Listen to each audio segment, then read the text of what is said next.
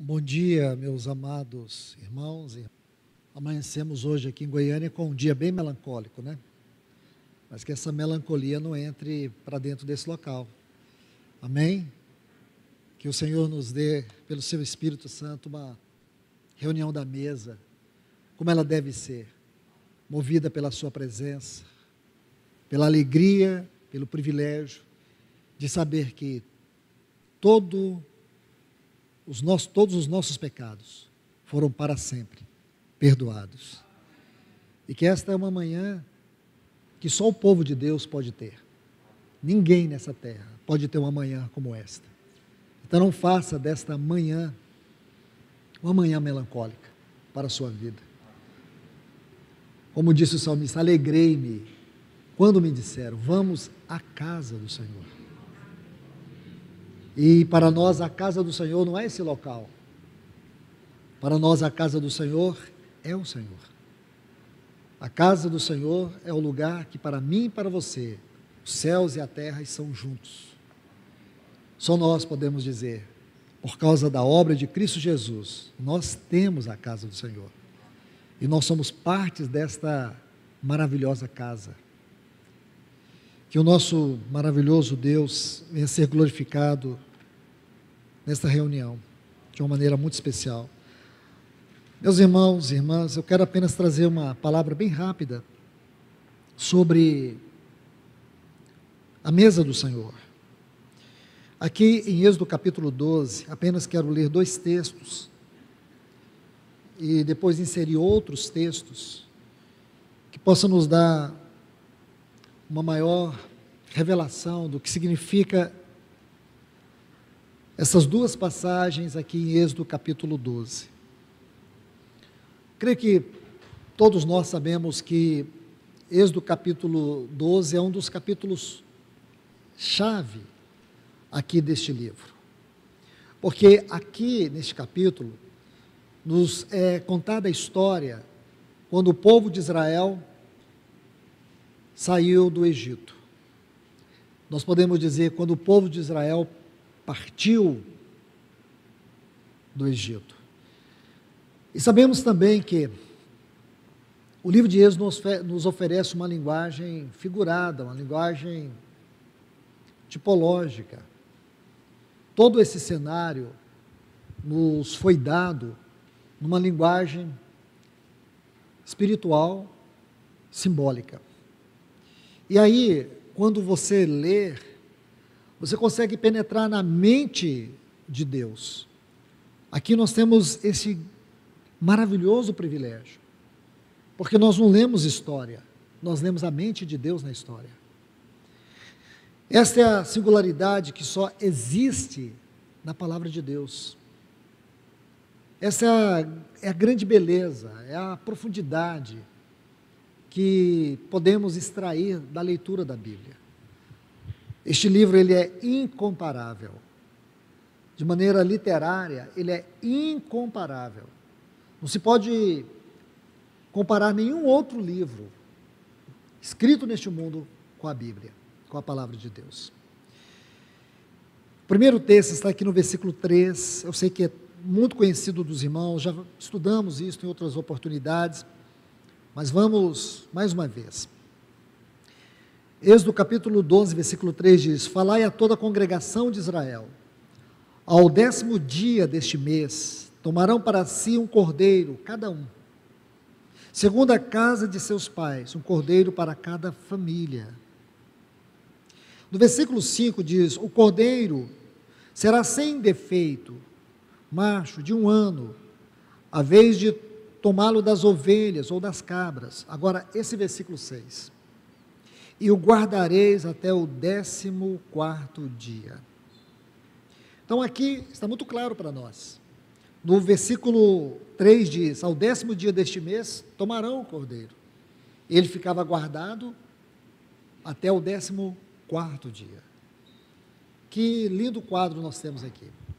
Prestemos atenção. Em 1 Pedro, e é um texto que você precisa colocar do lado desses 2 textos, 1 Pedro, capítulo 1, vamos ler desde o versículo 18. essa porção de 1 Pedro, ela precisa ser colocada juntamente com outro texto que nós vamos ler aqui em Romanos.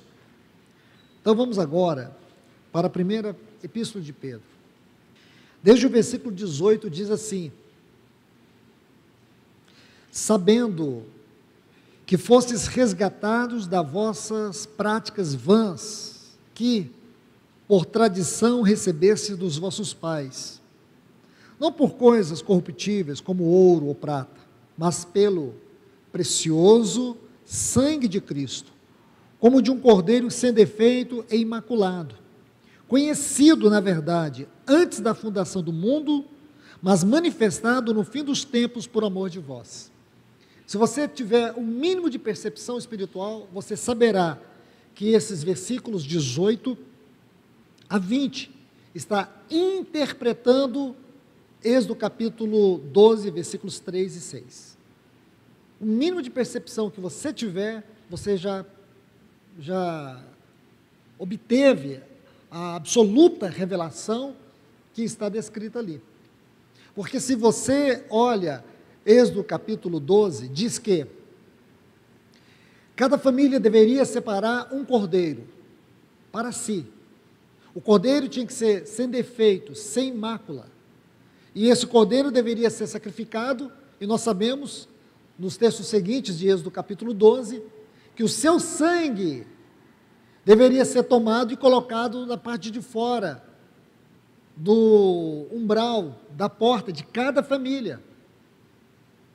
Então, assim deveria ser feito. Agora, Pedro está traduzindo aquela linguagem, aquela tipologia, aquela figura. Agora ele está dizendo, vocês foram comprados. Tudo que está registrado lá em Êxodo é uma figura. O capítulo 9 da Epístola aos Hebreus, que é o capítulo que, doutrinariamente falando, é a maior exposição na Bíblia acerca do sangue de Cristo. Então, quando você lê o capítulo 9 de Hebreus, nesse capítulo vai dizer que esta é uma figura, ou que aquela é uma figura. Todo aquele santuário era uma figura do que Deus já havia estabelecido. Nós vamos olhar isso mais à frente. Então, apenas toma esse ponto para poder jogar mais luz aqui. Então, você vê que Pedro está interpretando. E isso não é tão simples de olhar. Aqui nós podemos extrair várias proposições. E a mais fundamental delas é: o pecado não tomou Deus de surpresa. Deus não foi surpreendido pelo pecado. E se você pergunta, Deus sabia que o homem iria cair? Sabia. Sabia. Deus criou o homem para não pecar? Ou Deus criou o homem para pecar? Essa é uma pergunta intrigante. A questão é que, à medida que você conhece o homem à luz da palavra de Deus, quando eu falo do homem, é melhor mudar aqui. Quando você se conhece à luz da palavra de Deus, e se você tivesse sido Adão, você teria falhado. Porém, o irmão Dever Frank, ele escreveu um livro chamado O Supremo Propósito, uma linguagem simples. E ele trata desse assunto com uma extraordinária propriedade, onde ele vai mostrar para nós o propósito de Deus de uma forma elevadíssima. E ele vai mostrar que cada item desses, desde a queda de Lúcifer até a volta do nosso Senhor Jesus, são capítulos que compõem a história do supremo propósito de Deus. Mas Deus não criou o homem para pecar. Mas havia no homem sim a possibilidade de pecar, como também havia em Cristo a possibilidade de pecar. E diferentemente do primeiro Adão, ele não pecou. Ele venceu o pecado na sua carne. E isso é que torna esse supremo propósito mais extraordinário, mais grandioso. Porque quando nós olhamos todo o plano de Deus, do ponto de vista dessa realidade, isso faz com que a cruz se torne o maior evento de Deus. Porque nós nunca, como disse o irmão McIntosh, fazendo uma exposição de Gênesis 3, ele diz assim que Gênesis 3, para muitos, é o capítulo negro da Bíblia. Ele diz que não. Esse capítulo está mais recheado da graça. Da graça. Então muitas pessoas olham Gênesis 3 e acham que aquele é o capítulo negro da Bíblia. Não. Aquele é o capítulo que mostra quem é o homem e quem é Deus. O que o homem faz e o que Deus faz. E aí tudo fica muito claro para nós. Então, meus irmãos e irmãs, quando você observa isso, você chega a essa conclusão: o pecado não apanhou Deus de surpresa. E o mais interessante é o que Pedro vai dizer. Ele começa assim no versículo 18: sabemos, por que nós precisamos amanhecer os nossos domingos diante da mesa do Senhor, diante do pão, diante do cálice, porque para nós esses dois elementos têm um significado sublime no nosso coração. Esses dois elementos, eles são os dois elementos fundamentais para a nossa devoção, para a nossa fé, para a nossa vida cristã. Então aqui, Pedro vai dizer assim: sabemos. E temos que saber, irmãos. É porque muitas vezes não sabemos. Nós ficamos emaranhados no engano do pecado. Nós ficamos afundados na culpa, na condenação, na acusação que o próprio Satanás impõe sobre nós, porque não conhecemos a eficácia e o poder do sangue de Cristo Jesus, da obra da cruz. Então Pedro diz assim, com todas as forças: sabendo que fostes resgatados, comprados das vossas práticas vãs. Aí ele diz assim, que por tradição recebeste dos vossos pais. Podemos traduzir isso de uma outra forma: a herança genética do pecado que nós recebemos. Por mais que alguns queiram traduzir essa frase do ponto de vista de religião, de tradição religiosa, Pedro não está dizendo que Cristo nos comprou de tradição religiosa. Ele nos comprou, Ele nos resgatou. A palavra mais forte é essa: Ele nos resgatou de uma herança pecaminosa. Aí ele diz: e não foi com ouro ou prata, mas pelo sangue precioso de Cristo. Aí ele vai colocar a frase central desses textos: como de um cordeiro sem defeito e imaculado, aquilo que Moisés ordenou ao povo. Agora veja essa frase: conhecido, na verdade, antes da fundação do mundo.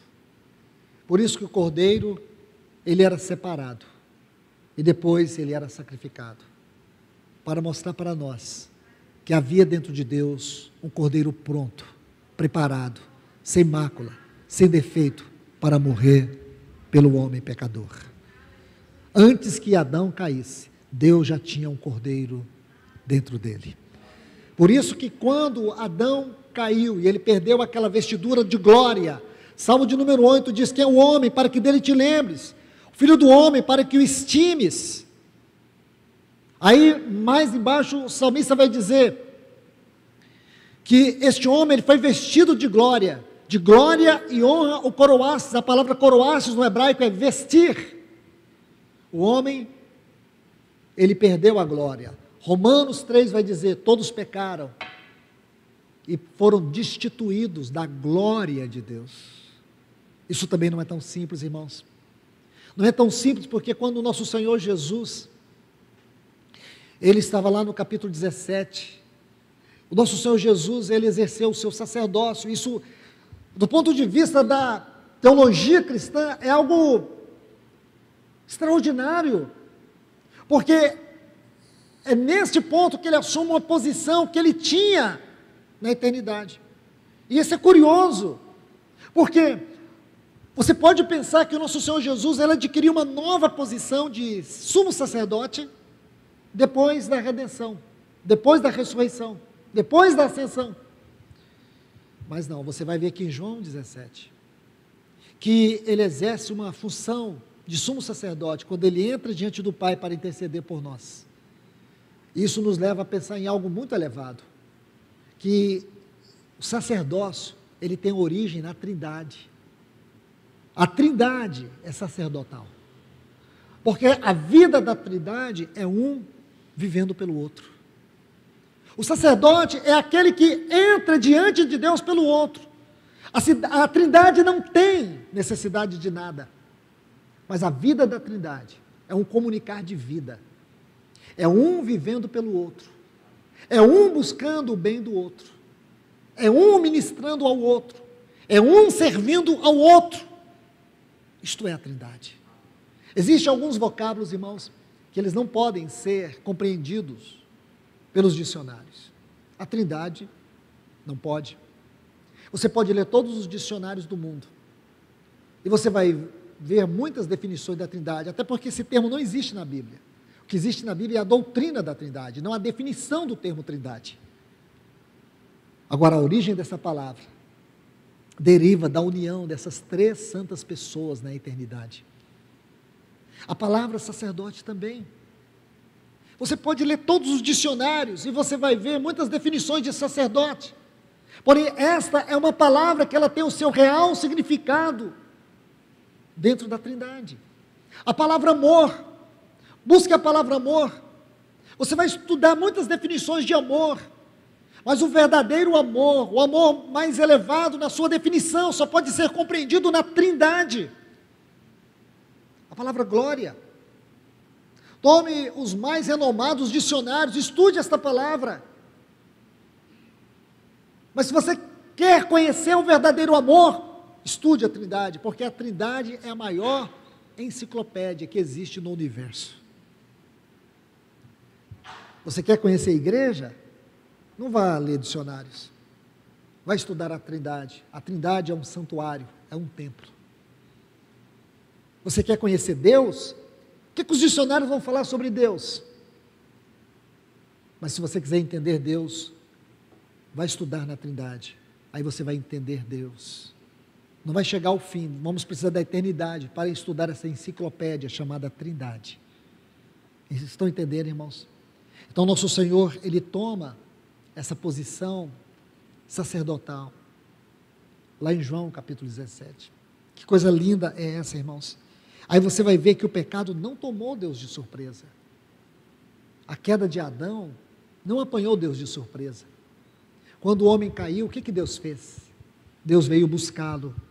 Por isso, o Evangelho foi pregado ali. Adão, aonde estás? Deus nunca tinha perguntado para Adão onde ele estava. A Bíblia não tinha registrado isso. Então nós acreditamos que nunca Deus chegou no Éden e foi surpreendido pela ausência de Adão. Mas um dia, quando Deus chega até o Éden, ele foi surpreendido porque Adão não estava. E por que Adão não estava? Porque ele se escondeu. E por que ele se escondeu? Porque Adão deveria ter pensado que Deus era tudo, menos amor. Então ele se escondeu. Então o Evangelho não é o homem aceitando a Cristo. O Evangelho é Cristo entrando nos porões mais escuros das trevas do nosso coração, como luz, iluminando a nossa mente, gerando a fé, derramando a misericórdia, a graça e o amor para nos salvar. Isso é Evangelho. Este é o Evangelho de Deus em Gênesis. Adão, aonde estás? Então, meus irmãos e irmãs, o que Deus vai fazer logo a seguir? É uma linguagem linda. A Bíblia diz que Deus os encontrou nus, escondidos de trás de folhas de figueira. E por que estavam nus? Porque eles haviam perdido a glória, eles estavam destituídos da glória. Então eles foram destituídos da glória. O que Deus fez? Deus providenciou peles de cordeiro para vesti-los. Então eles ficaram vestidos com aquela pele de cordeiro, para tapar aquela vergonha, porque eles foram destituídos da glória, foram expulsos do jardim, E ainda foi colocado um anjo com a espada inflamada, impedindo que eles entrassem para comer do fruto da árvore da vida. Que perda, irmãos. Você pode imaginar isso do ponto de vista espiritual. Não imagine isso lendo uma história. Imagine isso, irmãos, do ponto de vista espiritual.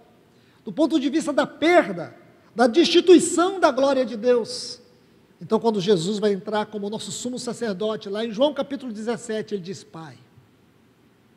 Ele diz assim: Pai, glorifica teu filho, para que o teu filho glorifique a ti.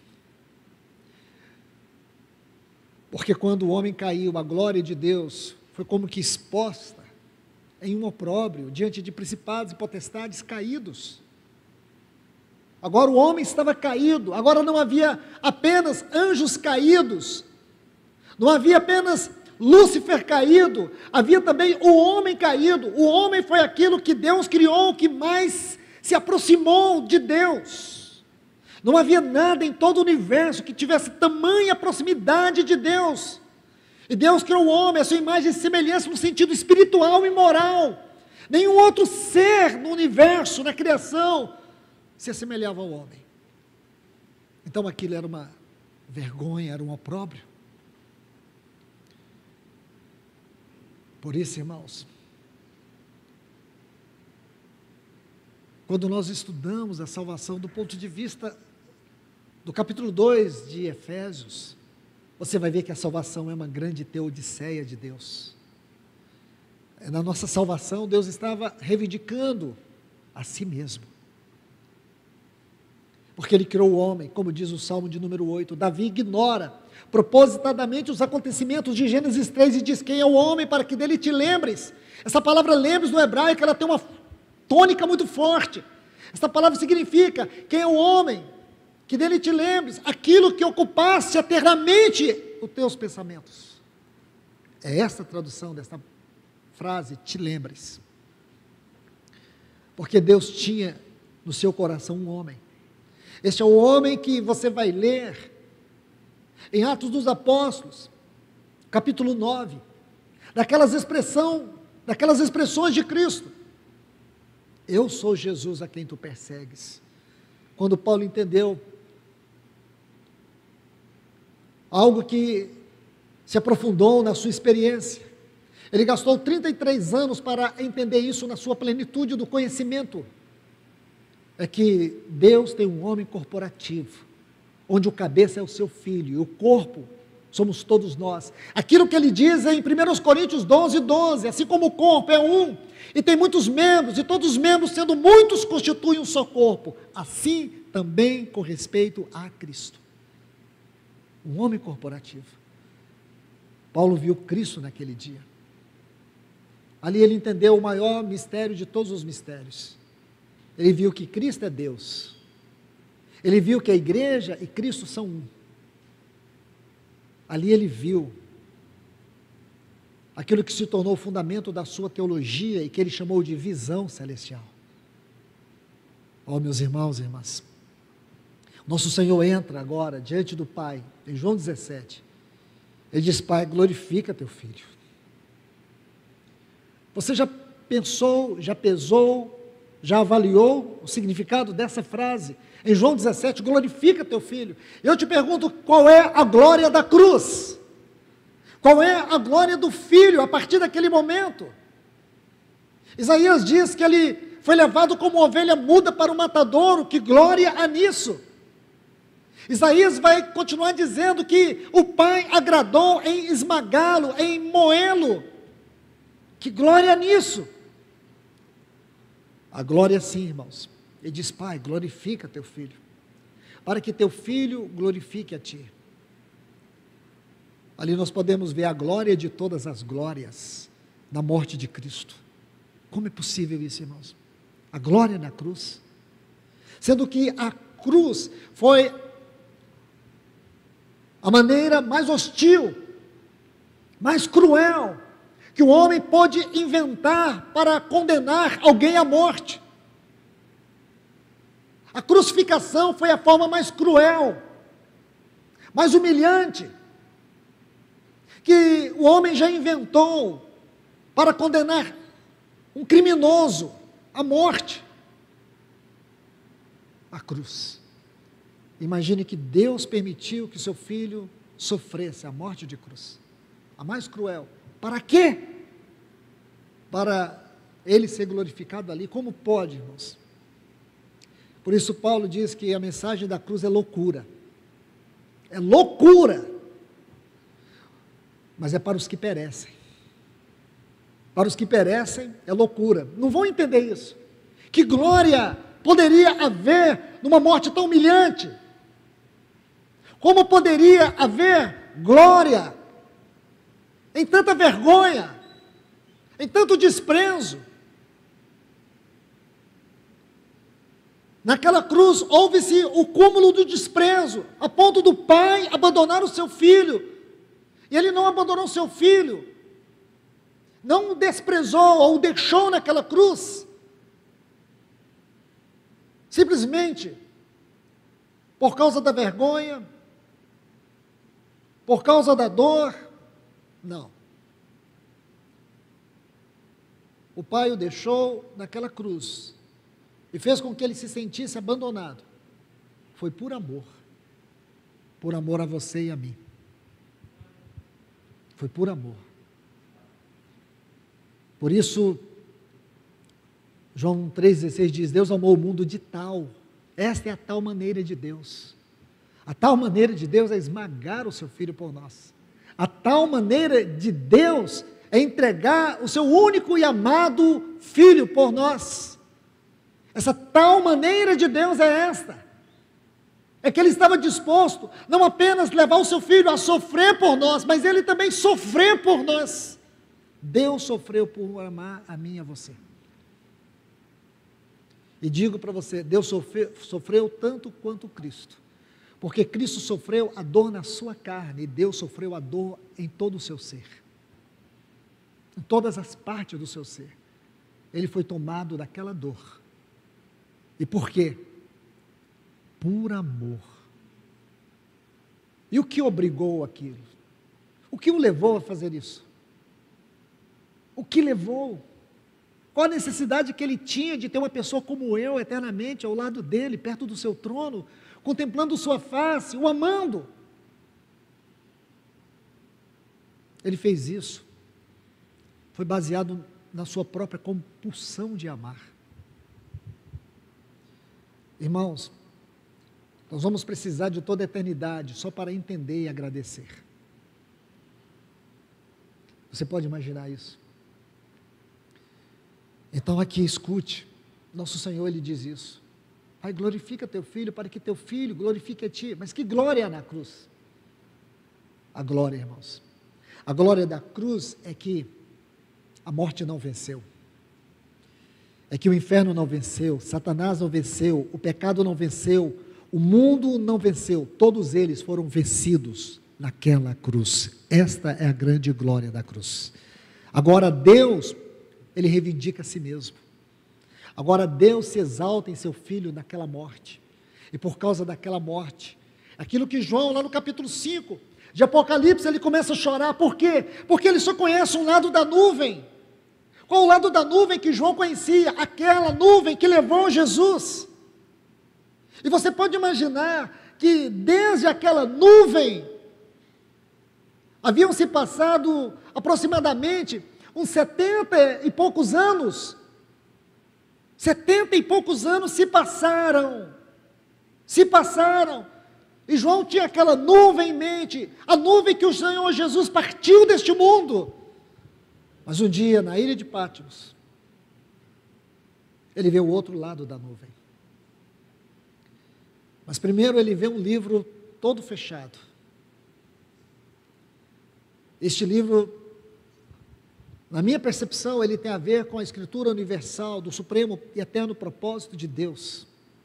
Esse livro estava fechado, estava selado. E aí João chora. E por que ele chora? Porque o livro estava selado. Isso está fácil de entender, irmãos. Só que é uma visão. Então, nesse capítulo da visão, ele vê o livro fechado. Se o livro está selado, significa o que aconteceu do outro lado daquela nuvem quando ele subiu. Se já fazem 75 anos que ele subiu e o livro continua fechado. Isso em João trouxe um pânico muito grande, ele chora. Você tem que entender esse choro. Mas aí o anjo diz: não chore, João. O Cordeiro venceu. E ele venceu para abrir o livro. Aí João começa a ver que existe o outro lado da nuvem. Ele é o leão da tribo de Judá. Ele venceu. A raiz de Davi. Ele venceu. Não tem mais por que chorar, irmãos. Não tem mais por que chorar. A nossa redenção está nas mãos dele, não está nas nossas mãos. Que lindo é isso. Agora você vê a glória. Você precisa compreender tudo isso. Eu sei que estou sendo muito superficial aqui na exposição, mas você precisa ver. Mas amém, irmãos. Eu disse que era uma palavra rápida, deixe-me então adiantar aqui. Então vocês viram que os versículos 18 a 20 de 1 Pedro capítulo 1 vai traduzir para nós Êxodo capítulo 12, versículos 3 e 6. Mas aqui eu preciso inserir um outro texto, que está na Epístola aos Romanos, no capítulo 3, porque ela também, essa passagem também, precisa ser adicionada aqui, juntamente com esse texto de 1 Pedro capítulo 1, versículos 18 a 20. Romanos capítulo 3. Começa assim no versículo 22. A mesma coisa. Temos que saber. A justiça de Deus mediante a fé.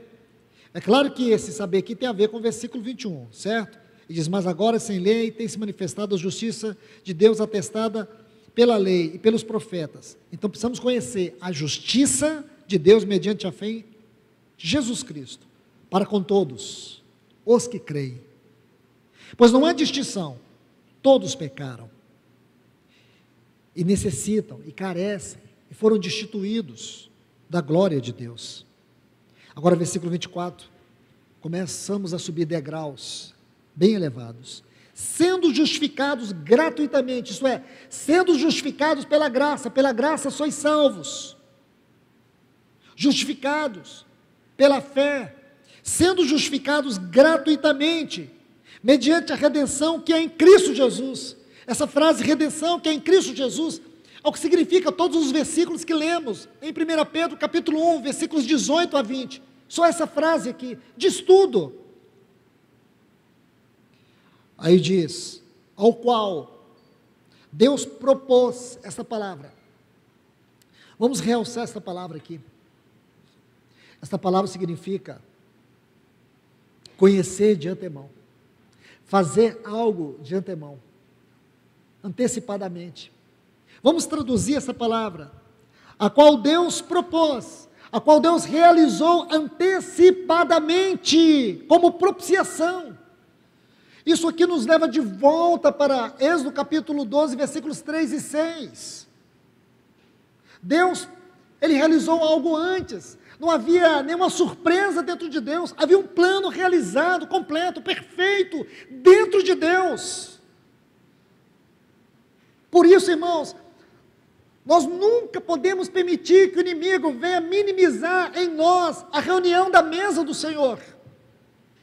Nós não podemos permitir que os nossos sentimentos, nossas emoções, sejam frias, que sejamos indiferentes, quando nós estivermos diante da mesa e pudermos meditar nessa tão grande salvação que nós temos.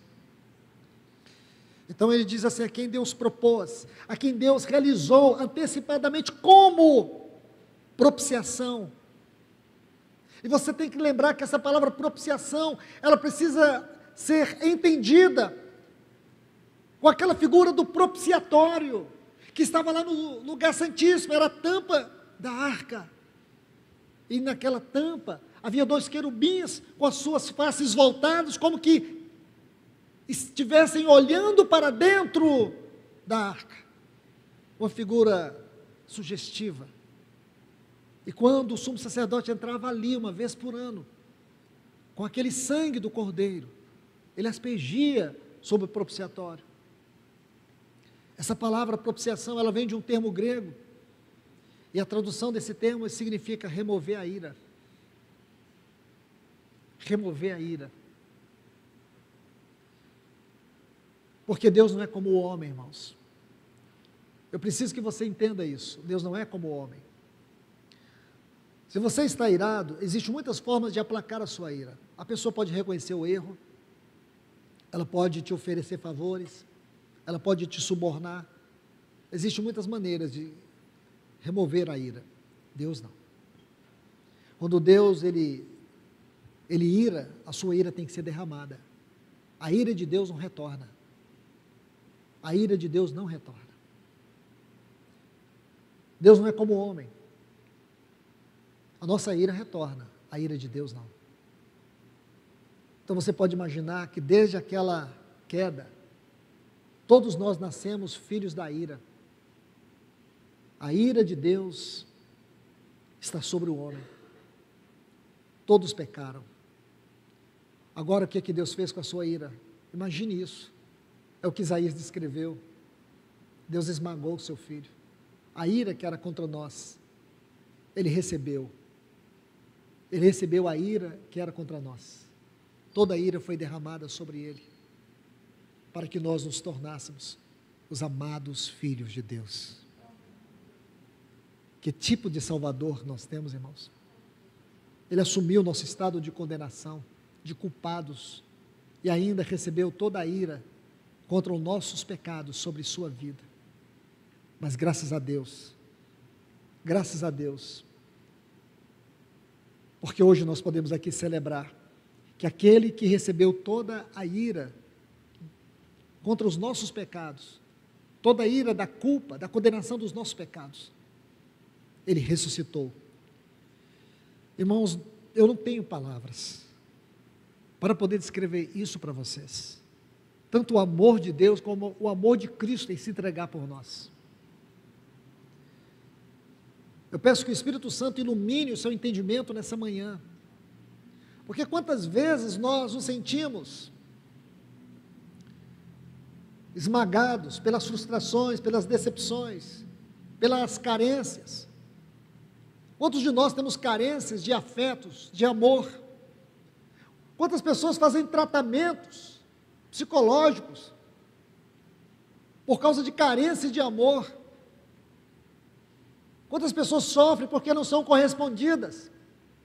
Eu sinceramente não sei por que você sofre por isso, porque você não merece sofrer por isso. Porque ninguém tem amor maior do que esse. Porque as pessoas talvez que você esteja mendigando o amor deles, não morreria por você. Não assumiria a sua culpa. E o amor com que Deus te amou, em Cristo Jesus, é um amor que tem que te curar para sempre. Se você sofre disso, é porque você não compreendeu, e não desfrutou, e não desfruta do poder terapêutico do amor da cruz. Sinceramente, irmãos, eu preciso dizer isso para vocês. Se você vive mendigando o amor dos outros, pare. Porque o amor dessas pessoas não se compara com o amor com que você foi amado naquele Calvário. Se você fosse a única pessoa perdida, assim como estava Adão, ele teria vindo aqui e teria procurado por você. E teria te encontrado, e teria sacrificado o filho dele por você. Então olha o que diz: a quem Deus propôs como propiciação pela fé no seu sangue, para manifestar a sua justiça. Justiça. Você consegue ver essa relação do sangue com a justiça de Deus? Isto é, a justiça de Deus tinha que ser satisfeita. E Deus não encontrou em ninguém, Deus não encontrou em nada aquilo que pudesse satisfazer sua justiça. E por quê? Porque a justiça de Deus só poderia ser satisfeita por alguém que estivesse à altura dele. Alguém que estivesse à altura da sua justiça. Aí você compreende por que Cristo. Porque cordeiros não podiam satisfazer a justiça de Deus. As pessoas ficaram como que cobertas. cobertas. Elas estavam cobertas no Antigo Testamento. A verdadeira obra foi aquela da cruz. Os sacrifícios apontavam para a cruz. Agora, por favor, aqui vamos para a Epístola aos Hebreus, para que possamos adiantar. Este capítulo 9, ele tem 3 partes. 3 partes. Na primeira parte deste capítulo 9 da Epístola aos Hebreus, e quero adiantar para vocês, aqui está a maior exposição doutrinária, bíblica, doutrinária, acerca do sangue de Cristo. Então, na primeira parte, ele vai falar desta figura, ele vai falar dessa tipologia, ele vai levar nossa mente para o Antigo Testamento, ele vai levar-nos a ver o tabernáculo, ele vai nos levar para o dia da expiação, ele vai nos mostrar isso. É isso que ele vai mostrar. Então, ele faz essa exposição, mas eu quero chamar a atenção a partir do versículo 8, do capítulo 9 de Hebreus. Ele diz, significando, trazendo sentido, trazendo clareza, trazendo uma explicação, o Espírito Santo, aqui, ele está mostrando, ele diz, significando com isso, mostrando com isso, revelando com isso, explicando com isso, o Espírito Santo, que o caminho do lugar santo não havia se manifestado. Ora, como? O que o Espírito Santo está mostrando? Aqui, irmãos, é a explicação entre a tipologia e a realidade. O que o Espírito Santo está mostrando para nós? O Espírito Santo está mostrando é aquilo que havia em Deus, aquilo que Adão não conseguiu alcançar, aquilo que Adão não conseguiu desfrutar. O que significa que aquela prova, aquilo que Deus disse sobre a árvore do conhecimento do bem e do mal, aquilo é a cruz como um princípio eterno em Deus. A cruz como princípio eterno em Deus.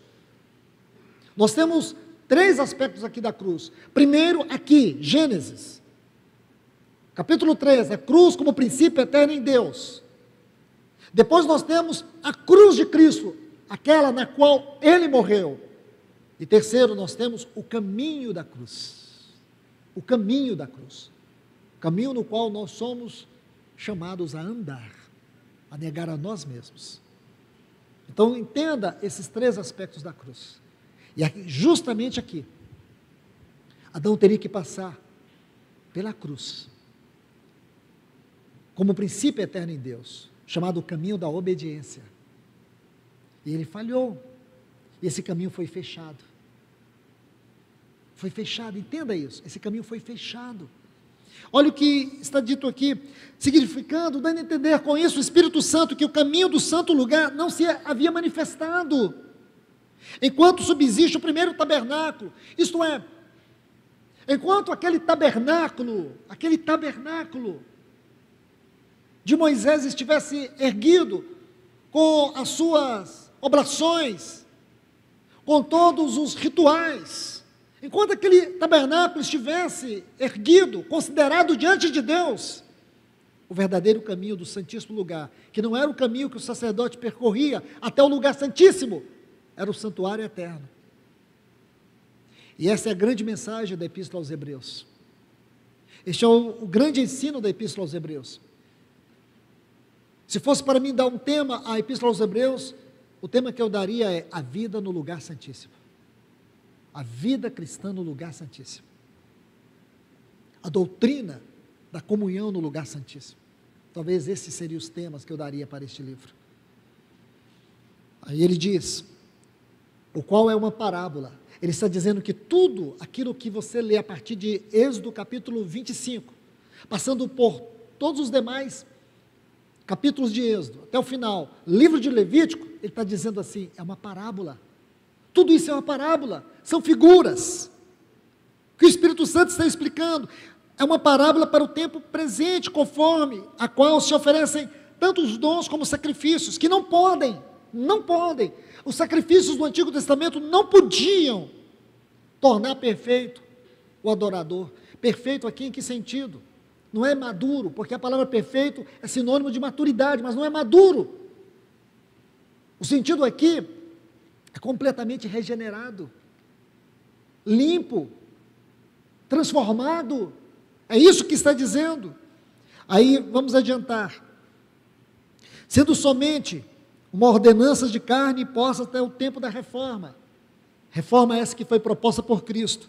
Agora, deixe-me, a partir da sua vinda, porque esse último versículo 10, ele é um ponto de intersecção entre o primeiro ponto, eu diria assim, a primeira parte da Epístola aos Hebreus, capítulo 9, agora ele vai para a segunda, e o versículo 10 é um ponto de intersecção, ele vai falar sobre essa reforma. Aí diz assim, e começa de uma maneira extraordinária, mas Cristo, começa com essa conjunção adversativa, que vai mostrar agora o outro lado, que vai mostrar o contraste, e diz, mas Cristo, e se você observar os versículos 3 a 5 do capítulo 9, vai falar do antigo santuário, do antigo tabernáculo. Agora observe, mas Cristo, tendo vindo como sumo sacerdote dos bens já realizados, por meio do maior e mais perfeito tabernáculo. O que quer dizer este maior e mais perfeito tabernáculo? Seu próprio corpo. Seu próprio corpo é o maior e mais perfeito tabernáculo. Por isso, que no capítulo 1 de João, do Evangelho de João, versículo 14, diz que o Verbo se fez carne e habitou. A palavra habitou ali é a palavra grega, tradução da palavra grega, skeno, tabernaculou. Tabernaculou, esse é o tabernáculo. Ele veio no mais perfeito, no maior tabernáculo, não feito por homens, isto é, não desta criação, nem pelo sangue de bodes e de bezerros, como era no antigo tabernáculo, mas pelo seu próprio sangue, entrou uma vez para sempre, no lugar santo, havendo obtido redenção eterna. Redenção eterna. Agora você consegue ver isso? Permita-me um pouco adiante. Versículo 20 ainda deste capítulo diz, este é o sangue da aliança de Deus por nós. Este é o sangue. A verdadeira aliança, a sublime, eterna aliança, ela foi sacramentada pelo sangue de Cristo. É isso que Deus quer que você veja. Agora, por favor, versículo 23 diz, era necessário, portanto, que aquelas figuras que compõem aquela parábola, ele diz, figura das coisas celestiais. Então você consegue entender que tudo que estava naquele tabernáculo de Moisés, todas as particularidades, todas as suas ofertas, todas as figuras do sumo sacerdote, suas vestes, todos os sacrifícios, tudo isso, ele vai dizer, eram figura de coisas celestiais, coisas celestiais. Aí ele diz assim, é necessário, portanto, que as figuras das coisas celestiais fossem purificadas com tais sacrifícios. Mas as mesmas coisas celestiais com sacrifícios melhores que este. Pois, aí vai explicar então, pois. Aí ele vai trazer luz, pois. Cristo não entrou num lugar santo, feito por mãos de homens. Figura do verdadeiro. Mas ele entrou no céu. Para agora aparecer diante de Deus, isso deveria ser lido com toda a força, por nós. É por causa desse versículo aqui, que você pode saltar para o capítulo 10 e ler o versículo 19. Vamos ler o versículo 24, e em seguida, vamos ler o versículo 19 do capítulo 10. Veja que quadro lindo você obtém aqui. Pois Cristo não entrou no lugar santíssimo, feito por mãos de homens, figura do verdadeiro, mas no mesmo céu, agora, porque ele está agora, para agora, aparecer diante de Deus por nós. Aí você vai para o capítulo 10, e o versículo 19, que inicia assim, portanto, essa é uma cláusula explicativa, portanto, irmãos, ele está explicando, e eu quero que você entenda isso, porque por mais que o versículo 10 inicia aqui, dizendo assim, visto que a lei tem a sombra dos bens, ok, Essa frase, sombra dos bens vindouros, é outra maneira de falar dessa figura, dessa tipologia, desses símbolos que nós encontramos lá no Antigo Testamento. Mas eu quero te dizer, irmãos, que não foi o escritor dessa epístola que dividiu a epístola aos Hebreus em capítulos. Foi Stephen Newton. Então, não foi. Essa carta não tinha capítulos. Por isso, eu tenho a liberdade de fazer essa pequena mudança para o entendimento de vocês e para a ampliação da revelação. Aí ele diz assim, portanto, ele está explicando. E para mim, aqui, é claro que ele está explicando o ponto essencial. Essencial. Ele diz, portanto, irmãos, tendo confiança de entrar no lugar santo. Aqui no versículo 24, você vai encontrar lugar santo, do capítulo 9. E aqui no versículo 19 do capítulo 10, você encontra o lugar santo. O que implica dizer que, hermeneuticamente, existe uma ligação entre esses dois textos. Mas não é só isso por causa dessa frase. É por causa do assunto. Ele diz assim, portanto, irmãos, tendo confiança de entrar no lugar santo. Confiança em quê? Confiança no sangue. No sangue de Cristo Jesus. Pelo caminho que Ele nos inaugurou. Qual o caminho? Aqui vai dizer, irmãos, que o nosso Senhor Jesus, Ele percorreu este caminho do santuário celestial. Não permita que o diabo empobreça a sua vida cristã. Não permita ter uma vida cristã medíocre. Não permita, irmãos. Nós estamos vivendo uma era da mediocridade espiritual. Nós estamos vivendo uma era em que as pessoas, elas estão cultivando a superficialidade como estilo de vida. As pessoas estão amando a superficialidade. Amando viver vida cristã na periferia. Eu quero dizer para você isso, espero que o Espírito Santo te ajude a capturar isso com toda a força da sua alma. Nós não temos o direito de vivermos a vida cristã sendo medíocres. Medíocres. Porque a vida cristã é muito rica. Olha que mensagem libertadora é esta. Aquele caminho que ele percorreu, que está descrito aqui, nesses textos que nós lemos, ele entrou por um caminho. Aquele caminho não era o mesmo caminho que o sumo sacerdote entrava no santuário do Antigo Testamento. É um santuário celestial. O santuário celestial, ele percorreu este caminho, e ele percorreu para comparecer diante de Deus por nós, como sumo sacerdote, não esqueça. Mas não só isso, irmãos. Ele deixou o caminho aberto para nós entrar. Para nós entrar. E aqui nesse texto está dizendo, pelo caminho que ele nos inaugurou, caminho novo e de vida. Eu estou lendo numa das versões que eu mais respeito, não estou considerando nenhuma, mas eu gosto muito da tradução brasileira. Essa tradução, por incrível que pareça, ela foi revisada até por Rui Barbosa, que ajudou na revisão dessa tradução, e eu gosto muito dela. Olha o que diz, pelo caminho que ele nos inaugurou. Sabe por quê, irmãos? Ele foi o primeiro a entrar por este caminho. Nenhum homem tinha entrado por esse caminho, ninguém tinha entrado por esse caminho. Ninguém. Ele inaugurou, e quero dizer para você, não havia esse caminho. O único caminho era aquele que Deus havia colocado lá, mas ele foi fechado, não foi inaugurado, ninguém entrou. Tinha uma espada inflamada. Deus pegou aquela espada da justiça e da ira e cravou no seu filho e abriu caminho para nós. Você pode adorar o Senhor por isso. Você pode glorificar o Senhor por isso. Agora você imagine, olha o que diz, caminho novo e de vida, pelo véu, isto é, pela sua carne. Aí o versículo 21, volta aqui para explicar para nós, tendo um grande sacerdote sobre a casa de Deus. A casa de Deus. E quando ele vai concluir isso, ele coloca tantas verdades, e uma das coisas que a gente sempre precisa combater é a superficialidade da exposição.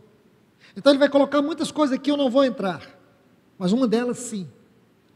Quando ele diz assim, não abandonando a nossa congregação. Não abandonando a nossa congregação.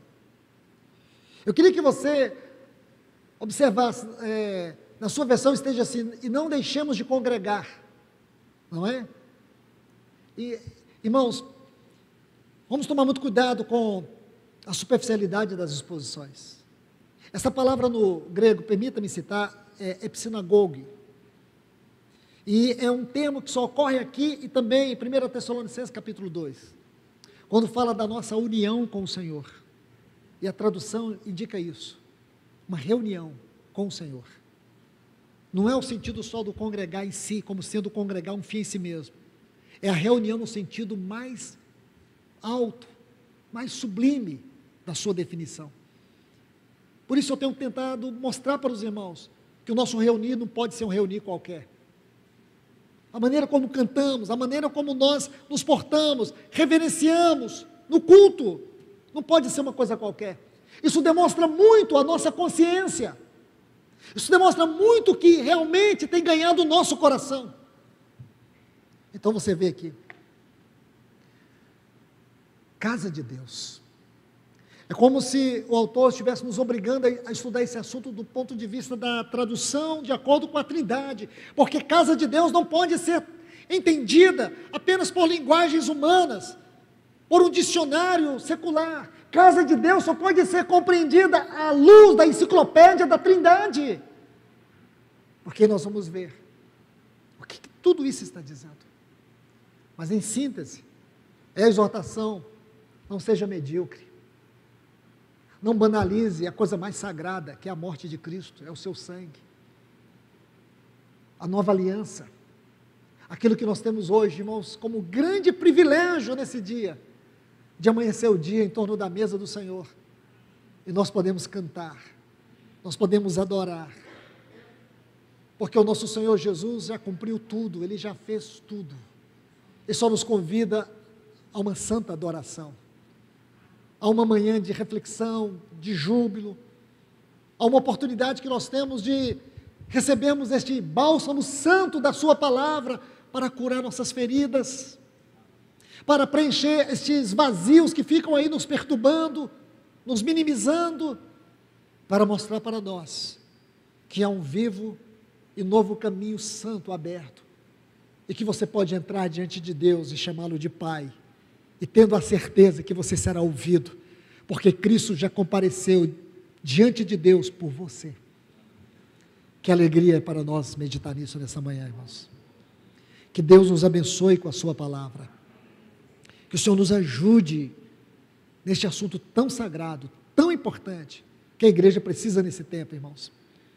Tempo esse, que nós estamos vendo toda forma de superficialidade espiritual, toda diluição da doutrina, e aqui nós temos a oportunidade de refletir, de ler, de ver, de ouvir a palavra genuína do Senhor, palavra que nos fortalece, palavra que nos anima, palavra que nos dá um horizonte seguro, que nos dá uma certeza de fé, uma esperança viva, e que nós temos a certeza que somos aceitos por Deus, por causa deste precioso sangue de Cristo Jesus.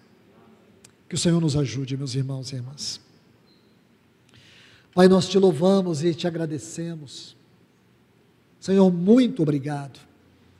Obrigado por ler todos esses textos, Senhor, por meditar em todas essas passagens, por ver o teu Filho de uma maneira tão rica, tão sublime, tão maravilhosa. Senhor, encontre aqui corações que estão dispostos a ver também, a receber também. Senhor, nos tire desta periferia, que nós muitas vezes somos, inconscientemente, sutilmente levados, Senhor, e não percebemos a riqueza que é a vida cristã que o Senhor nos deu em teu Filho. Alegria que nós estamos aqui não para participar de um ritual, mas de uma realidade espiritual. Senhor, nos ajude, Senhor, a não comer indignamente do teu corpo, a não beber indignamente do teu cálice, Senhor. Nós queremos comer com alegria, Senhor. Nós queremos comer com gratidão, Senhor, porque o Senhor não nos deu nada efêmero. Tudo que o Senhor nos deu em teu Filho tem um valor eterno, Senhor. Por isso nós queremos nos assemelhar aos nossos irmãos primitivos, que quando chegavam diante desta mesa, eles tinham um coração reverente, eles tinham uma consciência renovada pela Tua palavra. Dá-nos uma consciência renovada pela Tua palavra nesta manhã, Senhor. Nos ajude a compreender que nós podemos sim entrar na Tua presença, em espírito. Nós podemos entrar na Tua presença. Existe um caminho aberto do nosso coração até o Teu trono, Senhor. E nós podemos entrar e Te adorar nesta manhã com alegria, com toda a alegria, e dizer que o Senhor é digno, que o Senhor é bendito, que o Senhor merece toda honra, toda glória, todo louvor. O Senhor merece ser exaltado pela Tua igreja, porque não somos um povo qualquer, éramos filhos da ira, estávamos destinados à condenação do inferno. Hoje não somos filhos da ira, somos os filhos do Teu amor. Hoje nós estamos destinados a participar eternamente da Tua glória. Senhor, abre os nossos olhos nesta manhã, encha o nosso coração daquela mesma alegria que Paulo tinha quando estava naquela prisão, condenado à morte. E ele mesmo pôde dizer que nada poderia separá-lo do amor de Cristo. Abre os nossos olhos, Senhor. Abre os olhos do Teu filho, da Tua filha nesta manhã, que está tão cheio de angústia. Mostre para ele, mostre para ela que nada poderá separá-lo do Teu amor. Porque o Teu amor nos conquistou para sempre, Senhor. Bendito seja o Teu nome. Bendito é o Teu nome para sempre.